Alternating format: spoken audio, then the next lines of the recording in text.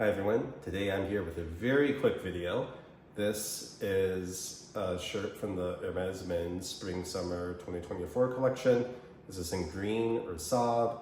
Also comes in several different colors as well. It's been a while since I purchased this, so I don't remember them all off the top of my head, but I believe there was a blue, a gray, a white, a black, and this green or Saube.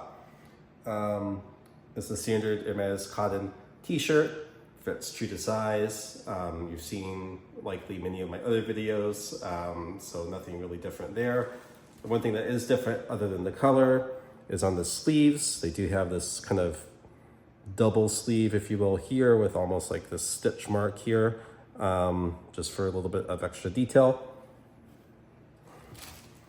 Other than that, it's your standard Hermes cotton t-shirt. And it is made in Italy, as with much, but obviously not all of the clothing. Some of them are made in France. In the US, as of May 2024, this men's t-shirt retails for $590.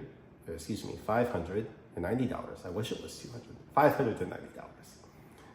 As I said, this was a very quick video, not too much to show here. I'll maybe put in a little video, or excuse me, a picture of me wearing this inside the video so you can see what it looks like on.